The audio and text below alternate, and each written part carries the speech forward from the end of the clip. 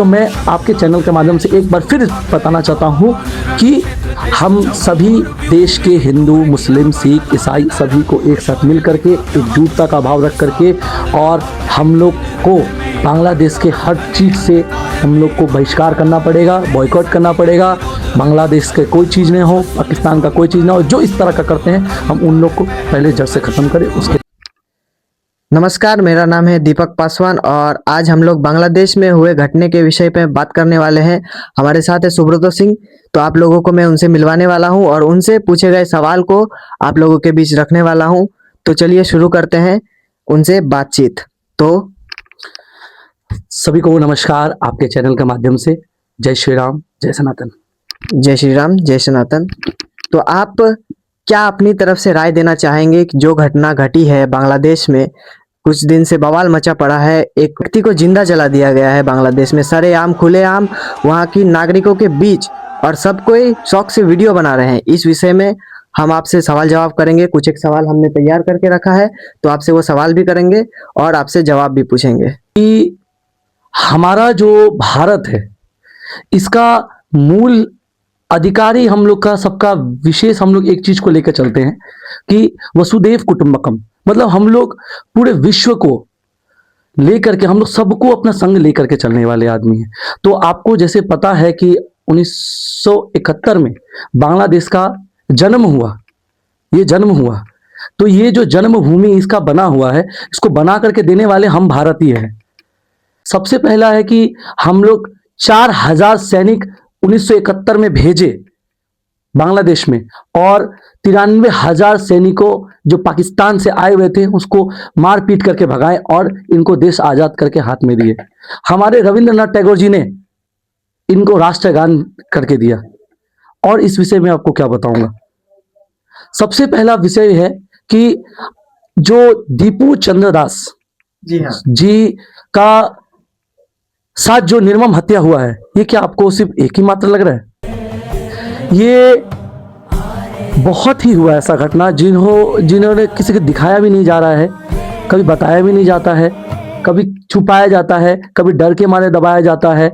यहां तक कि वहां के जो रिपोर्टर, जो मीडिया होते हैं, उस जर्नलिस्ट के पूरे को पूरे खत्म कर दिया जला करके। किस विषय पे? सिर्फ और सिर्फ मात्र धार्मिक विषय। ये धार्मिक विषय उठना बहुत ही गलत है। आज से ही आप सभी को बांग्लादेश के साथ रिश्ता नाता सभी को तोड़ना पड़ेगा। जैसा कि आपने इन सब घटनाओं के बारे में कहा, तो हम लोग देख सकते हैं दीपू चंद्र दास को जिस तरह खुलेआम जला दिया गया, क्या वहां का प्रशासन इसके खिलाफ कोई एक्शन नहीं लिया? इस विषय पे आप सभी को पता है कि दीपू चंद्र दास जी को जब जलाया गया तो सिर्फ एक विषय था कि उन्होंने सिर्फ ये बोला था कि सभी धर्म समान है, आप इस तरह का बयानबाजी नहीं कीजिए।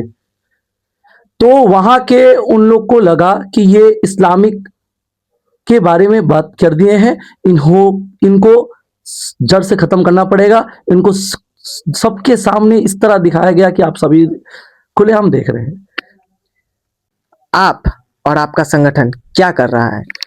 तो सबसे पहले मैं बता देता हूं कि विश्व हिंदू परिषद, बजरंग दल, राष्ट्रीय स्वयंसेवक संघ, अखिल भारतीय विद्यार्थी परिषद, हिंदू जागरण मंच, ऐसे बहुत सारे संगठन, हम लोग सभी सामूहिक एक साथ मिलकर के हम लोग भारत से जितना हो सके जागरण करवा रहे हैं और जागरण करते रहेंगे। जब तक हिंदू जागृत नहीं होंगे तब तक हम लोग इस तरह के सड़क पे उतरना, धरना प्रदर्शन करना, लाठी खाना, सब कुछ जो करेंगे भारत सरकार को मैं तैयार हूं, किंतु मैं इंसाफ दिला के रहूंगा दीपू चंद्र दास जी को और हमारे सभी संगठन।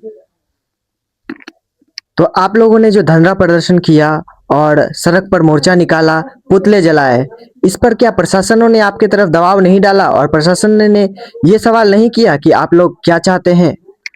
प्रशासन को भली भांति ज्ञात है कि हम लोग का केवल एक ही मांग है कि बांग्लादेश में जो बचे हुए अभी जो हिंदू है, जो माइनॉरिटीज में आ चुके हैं, और पाकिस्तान के हो या कहीं के भी हो, हम लोग का सिर्फ केवल एक ही मांग है।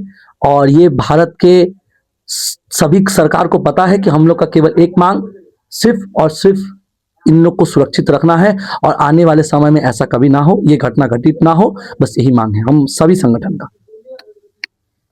इस्लाम का एक दूसरा छवि इन्होंने अभी प्रतिक्रिया, जबकि इस्लाम इस तरह का नहीं था। इस्लाम एक शांति प्रिय था, सभी इस्लामिक भाई बहन सब शांत मिलकर के रहते थे। किंतु अभी के जो कट्टरवादी इस तरह के पंथ के आदमी हो चुके हैं, वो केवल का केवल एक ही लक्ष्य है कि हम सभी को वो काफिर मानते हैं और हम सबको गुस्ताख के नबी की एक ही सजा, सरतन से जुदा, इस तरह का बयान और बाजी करते हैं कि ला इलाहा इल्लल्लाह मोहम्मद रसूलुल्लाह। इनका बस एक ही बयान है कि बस अल्लाह के अलावा और कोई नहीं है, बस इस तरह का बयान दे रहे हैं। तो मैं आपके चैनल के माध्यम से एक बार फिर बताना चाहता हूं कि हम सभी देश के हिंदू, मुस्लिम, सिख, ईसाई सभी को एक साथ मिल करके एकजुटता का भाव रख करके, और हम लोग को बांग्लादेश के हर चीज से हम लोग को बहिष्कार करना पड़ेगा, बॉयकॉट करना पड़ेगा।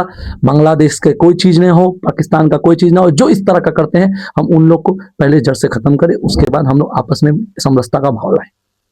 जी हाँ, बहुत ही अच्छी बात आपने अपनी रखी है और आपने बहुत अच्छे विचार बताए हैं। तो मैं अंतिम सवाल एक से और पूछना चाहूँगा कि आप कुछ एक शब्दों में ही इस अंतिम सवाल को अंत कर दीजिएगा कि आप सरकार से क्या उम्मीद रखते हैं और ऐसे कट्टरपंथी लोगों को आप क्या कहना चाहेंगे, इनका मकसद क्या है, ये लोग चाहते क्या है, ये लोगों का विषय क्या है। तो आप इस चीज़ों को कम ही समय में एक बार पूरी तरह से बता दीजिए। तो मैं दीपू चंद्र दास जी के साथ जो इस तरह का निर्मम हत्या हुई, ऐसा दोबारा ना हो। भारत सरकार से अनुरोध करना चाहता हूं कि भारत सरकार जल्द से जल्द इनका कार्रवाई करे और दीपू चंद्र दास जी के परिवार को इंसाफ दिलाए, और बांग्लादेश में जो इस तरह का घटना हो रहा है दोबारा इस तरह ना हो। इस तरह का भारत सरकार से बांग्लादेश को सरकार को एक बात अच्छे तरीके से कर लेना चाहिए, और इस तरह का दोबारा घटना घटते हैं तो हिंदुओं के लिए एक अलग देश की मांग करनी चाहिए। बस। जी हाँ, तो हम लोग ज़्यादा सवाल जवाब नहीं करेंगे, इस विषय को यहीं समाप्त करते हैं। और आपको सुब्रतो जी की प्रतिक्रिया कैसी लगी कमेंट करिएगा, अपनी राय दीजिएगा और घटना को विशेष बल देने का प्रयास करिएगा। आप भी अपने आसपास के भाई बहनों को सतर्क करिए, समझाइए, उन्हें इस चीज़ों को बताइए, घटनाओं के बारे में बताइए। आप भी घर वालों को ये राय दें, न्यूज़ देखें और जागरूक हो और घटनाओं से बचे, क्योंकि आज वो समय चला जा रहा है। हम देख रहे हैं जितना आज भारत विकास की ओर जा रहा है, उतना ही घटनाओं के पीछे चला जा रहा है। घटनाएं दिन ब दिन बढ़ती जा रही है और बढ़ती ही जा रही है। प्रशासन भी कहीं ना कहीं कमजोर होती हुई दिखाई दे रही है। आज प्रशासन के हाथ भी बंधे हुए हैं। तो हम लोग एक ही चीज कर सकते हैं, जनता जागरूक की। तो जब तक जनता जागरूक होगी नहीं, तब तक समाज विकसित होगा नहीं। तो सबसे पहला उद्देश्य यही है कि जनता जागरूक हो, हर व्यक्ति जागरूक हो। तो मैं इस वीडियो को यहीं अंत करता हूँ। मिलते हैं आपको किसी और एक नए वीडियो में। तब तक के लिए बहुत बहुत धन्यवाद।